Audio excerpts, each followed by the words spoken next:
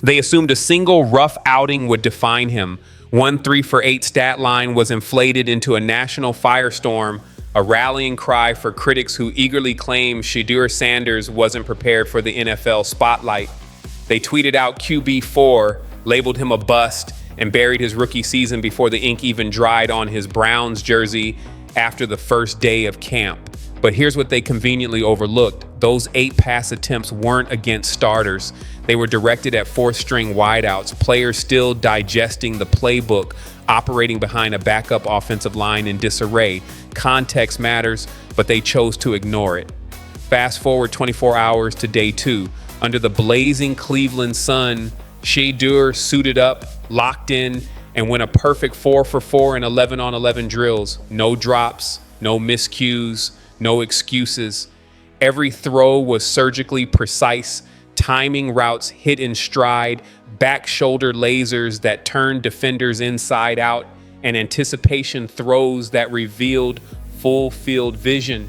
And yet, silence. No redemption headlines, no viral highlight reels, just a collective media yawn.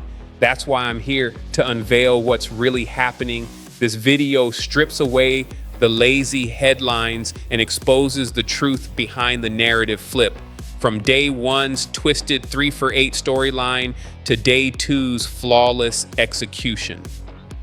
We're diving into 7 critical segments, the missing context behind the stats, how day 2 rewrote the script, the intangible qualities that separate Shedeur from the pack, the double standards baked into NFL media coverage, why the current depth chart is fluid, why first team reps are inevitable, and how this is more than a comeback. It's a takeover. If you're sick of half-truths, hot takes, and clickbait, stick around until the end, and subscribe. I do Browns jersey giveaways and tell the truth the media won't. Shedeur Sanders isn't just responding to doubt, he's erasing it. Let's unpack the real story behind the headlines. Every stat tells a story, but without context, it becomes fiction. A fairy tale fabricated to fit an agenda. That infamous 3-for-8 line became instant ammo for doubters. He's not ready. Another rookie flameout, and just a name, not a game changer. Yet no one mentioned that Shedeur's targets were unfamiliar, unseasoned, and off script. Most were running the wrong routes, botching audibles, or battling defenders who already sniffed out the play.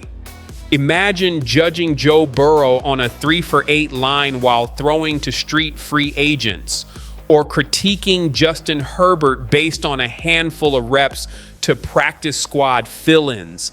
Laughable. Yet when Shedeur faces that setup, it becomes a national headline. The narrative was locked in. Shedeur struggled. But what if 5 of those incompletions were drops? What if 2 were miscommunications? What if 1 was a deep ball thrown into busted coverage? Meanwhile, across the field, Kenny Pickett and Joe Flacco, proven vets, handed off to first-team receivers and got a free pass for their errors, dismissed as mere camp rust.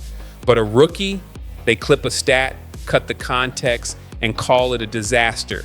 Truth is, Shedeur was adapting at mid-rep, mid-read, mid-mismatch, and still maintaining composure. He was absorbing the offense, adjusting to new personnel, and demonstrating traits of a future franchise quarterback under adverse conditions. Then came day 2, his statement day. Against second-string defenders, Shedeur stood tall in the pocket and went a perfect 4 for 4. The stat line was spotless, but the substance was even stronger. Imagine a precision-timed out route layered over a linebacker biting on play action. Visualize a crossfield dart hitting a receiver in stride between 2 collapsing safeties, or a slant off a broken pocket delivered on the move with zip and poise. These weren't scripted checkdowns. These were high-difficulty throws against responsive coverage, and Shedeur executed them with command, velocity, and rhythm. What stood out most? The flow. No hesitation, no wasted motion. His reads were instant. His release, snappy. His timing, NFL caliber. His confidence, unshakable. This wasn't luck. It was mastery in motion. The only critique, speeding up his internal clock slightly. But even that showed growth, not weakness, and still, media coverage went quiet. Day two's excellence didn't fit the established narrative, so it was ignored. But for those who watched with unbiased eyes, Shedeur didn't just make completions, but he made a declaration. When backed into a corner by a skewed stat line, he didn't fold. He fired back with perfection, precision, and poise on the very turf the critics said would swallow him. You can fake hype on social media, but you can't fake franchise caliber talent. Day two revealed more than results. It spotlighted elite mechanics and smooth footwork, compact drops, decisive plant and throw action. I watched the tape in slow-mo. The hips rotated clean, the shoulders stayed level. More significantly, his play action fakes were sharp and convincing, seamlessly selling the handoff before transitioning into his drop back with effortless fluidity. His off arm remained compact and controlled, erasing any unnecessary motion that could tip savvy defenders, and his field vision, borderline prophetic.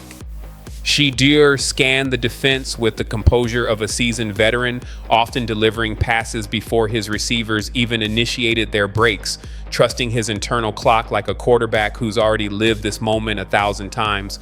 But mechanics are just one side of the equation. Leadership completes the picture. On day two, despite being listed as QB4, Shedeur carried himself like the undisputed leader of the offense. He was first to the whiteboard, breaking down route tweaks with the very receivers who had outshined him in earlier individual drills. He energized teammates on the sideline, dishing out praise for big plays and offering thoughtful corrections after mistakes. Even defensive backs took note, commenting post-practice on how locked in and vocal he remained. That potent blend of technical refinement and undeniable presence is rare, especially in a rookie. It's what transforms a hopeful prospect into a foundational franchise quarterback. And on day two, it radiated. Here's where things get personal. When Shedeur goes 3 for 8, it's national news. But when he delivers a flawless 4 for 4, it's dismissed as just practice. That double standard exposes something deeper, a slanted media narrative. Ask yourself this: if Kenny Pickett had gone 3 for 8 today, would the headline scream Pickett implodes? If Joe Flacco stumbled, would fans claim Flacco's finished? Or would they write it off as preseason rust? Pickett, with multiple years of NFL experience, gets grace. Shedeur, a rookie still finding his footing, gets grilled. And when Shedeur puts together a perfect day, crickets. No tweets celebrating the rookie's redemption, no articles praising a poised performance, just silence. This isn't about football, this is about narrative control. Shedeur's very existence disrupts the status quo. A young black quarterback with a Hall of Fame father who refuses to conform, demanding to be judged on production, not preconceptions. This isn't a conspiracy theory, it's pattern recognition, and the pattern is crystal clear. Browns quarterbacks are graded on a curve, and the curve bends with bias. But Shedeur, he's not here to be polite. He's here to rewrite the storyline. Welcome to Huddle HQ. No, I'm not AI. I'm your voice in the noise. Before we go deeper, a quick note. On August 21st, we're doing a jersey giveaway. Originally, it was just one, but due to your overwhelming support, I'm giving away 4 Shedeur Sanders jerseys. Every comment that says I've made it this far counts as an entry. So thank you and good luck. Now let's refocus. Depth charts are guidelines, not gospel. Sure, the current pecking order reads Pickett, Flacco, Gabriel, then Sanders. But those names are placeholders. The real hierarchy is determined by performance, and that's where Shedeur thrives. Tradition says veterans go first, rookies later, but history favors the outliers who break tradition. And Shedeur's day 2 performance shattered the status quo. The coaches can talk all they want about staying patient, but when they watch the tape, they'll know the kid is ready. And if a staff doesn't start elevating his reps after what we just witnessed, they deserve every ounce of criticism they get. Because game situations won't wait. Progress must be fast-tracked or missed entirely, and the fan base knows it. Social media is buzzing. Local beat writers are getting flooded with highlight clips. That the Kenny Pickett conversation is getting drowned out by Shedeur's rising wave. Momentum is a force that no whiteboard can contain. And Shedeur brings it every single time he steps on that field. So while the official depth chart may still read QB4, it's a relic, obsolete. What matters now is that Shedeur is constructing his rise brick by brick with every clean rep and every crisp throw. His trajectory is no longer a matter of if, it's a matter of when.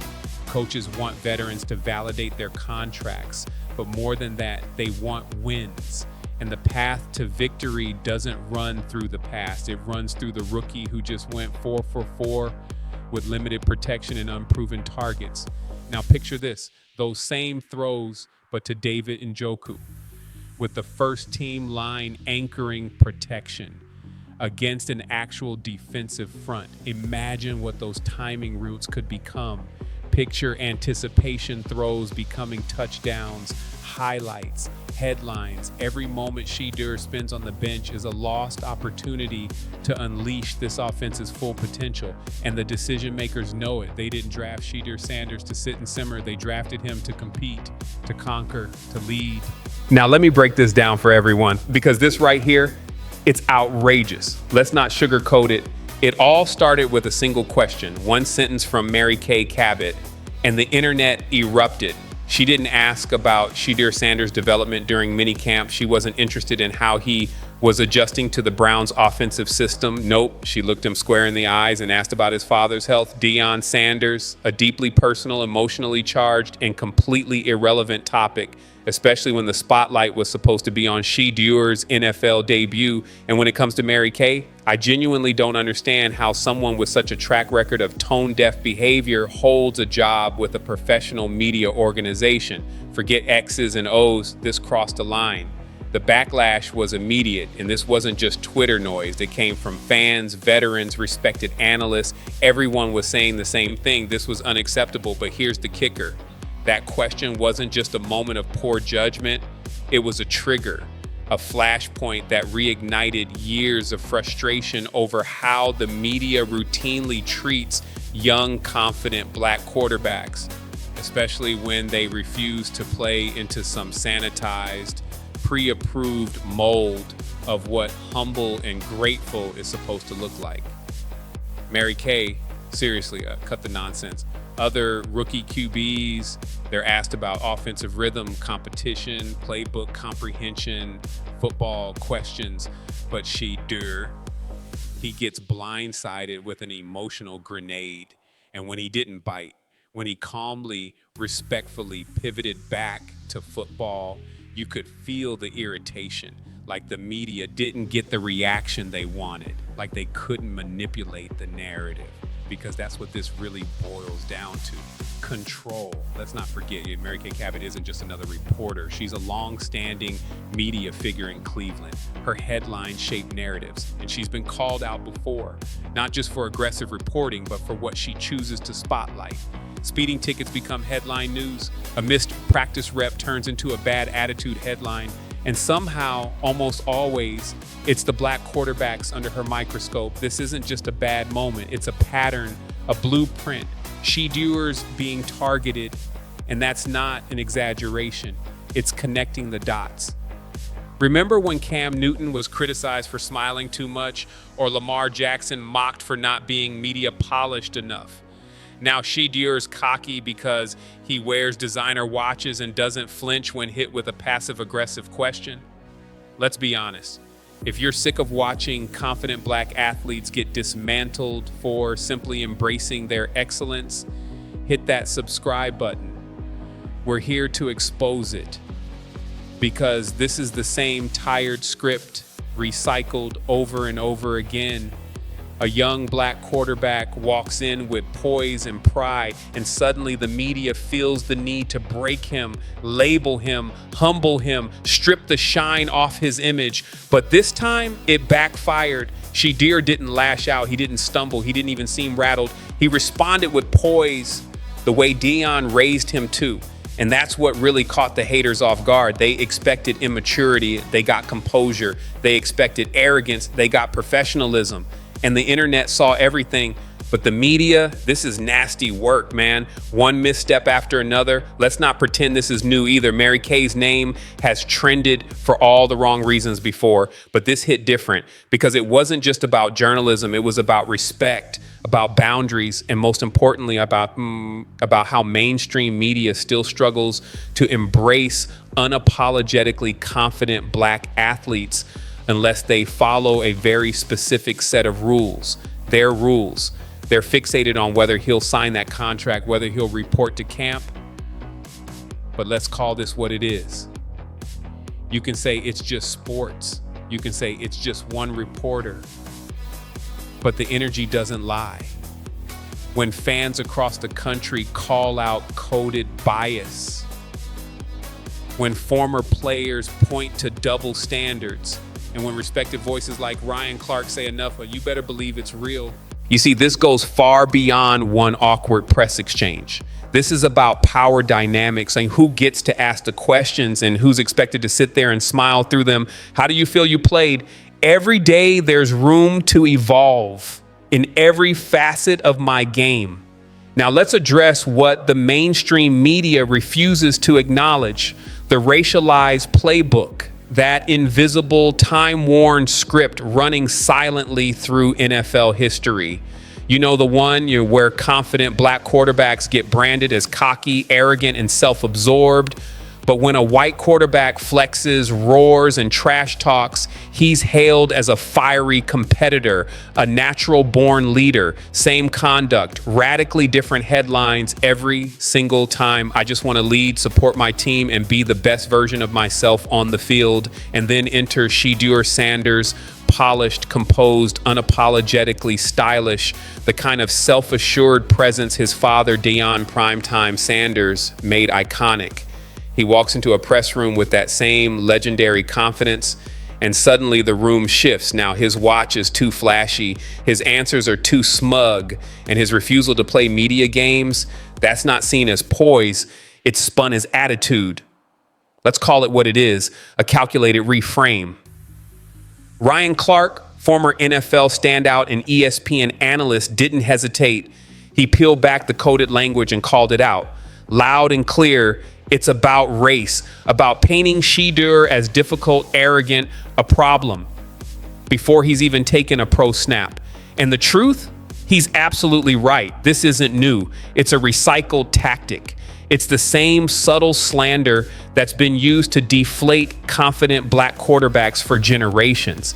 And it's worked, at least it used to, because today's fans, they aren't blind sheep. They don't just swallow whatever narrative is fed to them on ESPN or a headline crawl. They break it down, they clip it, comment, repost, call it out. They remember what they did to Cam Newton for smiling too wide, what they said about Lamar Jackson for speaking too casually, how Jameis Winston got ridiculed for being expressive. They've seen the pattern, and they won't let it repeat with Shedeur. But let's zoom out to the biggest red flag of all, draft day. Shedeur Sanders, with elite production, high-level leadership, NIL dominance, and pristine media presence, fell to the 5th round. Let that sink in. A projected late second rounder at worst dropped like a rock. And after a historic season at Colorado, the questions started flying. What changed? Was it the Deion connection? Was it the swagger? Or was it something deeper, more sinister? Something they'd never say out loud, but acted on with precision? Because days later, a $100 million lawsuit was filed against the NFL, alleging racial discrimination and a coordinated campaign to torpedo Sanders' draft stock. And what did the mainstream media do? Crickets. The silence was deafening. Meanwhile, whispers of blackballing grew louder. Insiders said he rubbed people the wrong way. They weren't ready for another prime time in the league. Even the phrase Kaepernick energy began circulating. Not because Shedeur protested, not because he knelt, but because, like Colin, he represented independence, defiance, control over his image. and that terrified them. But Shedeur, he's not playing by their rules, and neither are the fans. He's ahead of the curve, hungry to learn, willing to grow. Let's be clear.